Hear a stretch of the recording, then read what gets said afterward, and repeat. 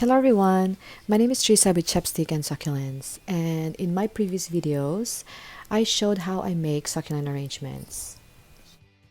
I share my ideas because I want to encourage people to enjoy the hobby of collecting different varieties of succulents, and at the same time, to inspire others to be more creative.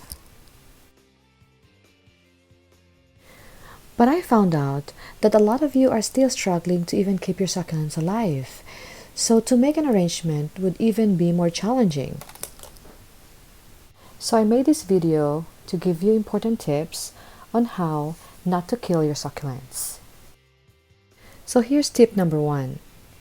Use containers with drainage holes. Do you know that the easiest way to kill the succulents is by overwatering? So if you use containers without drainage holes, the topsoil might look and feel dry, but at the bottom, the soil is still wet. Therefore, if you add more water, the roots of your succulents will be sitting on a soggy soil for a longer period. Remember that succulents are water-retaining plants. They store water in their leaves, stems, and roots, and they cannot stand sitting on a soggy soil, or else they will rot, and you will notice that the leaves will become soggy and they will start to fall off and eventually die. Tip number 2. Use a well-draining soil.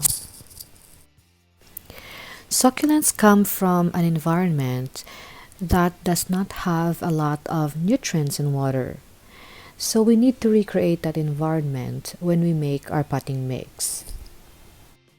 And the formula that I have been using is a combination of 1/2 potting soil, 1/4 perlite, and 1/4 coarse sand.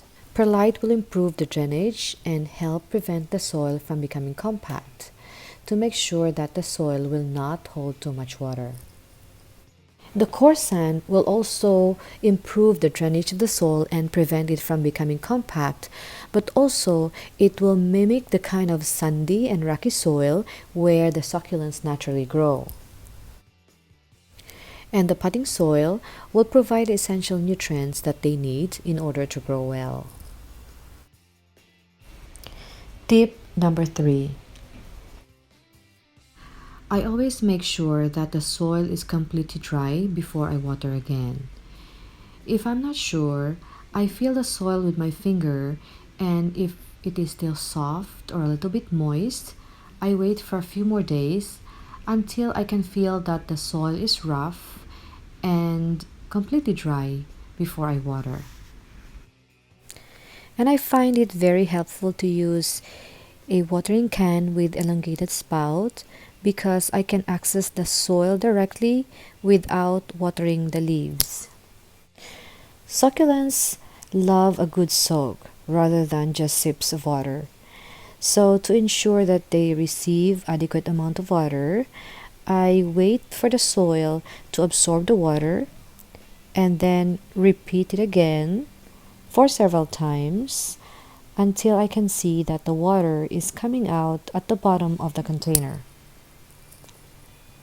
Try to avoid watering the leaves, especially in the morning, because water drops can settle on the leaves of your succulents.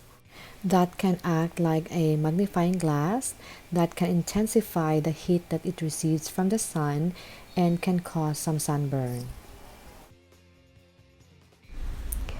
Your location plays an important role in how much and how often you water.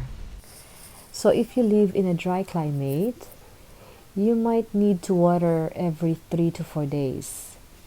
But if you live in an area with higher humidity, you might need to water maybe just once a week or even lesser. Tip number 4. Sunlight. Succulents need at least 6 hours of sunlight every day. These colorful arrangements will slowly revert back to green the moment you place this indoors without adequate lighting. So if you're bringing them indoors, make sure that you place them near the window where they can receive adequate amount of sunlight. or else they will elongate and their leaves will spread apart in search for sunlight. I hope you learned something from this tutorial, and if you are a succulent lover, this channel is for you, so please don't forget to subscribe.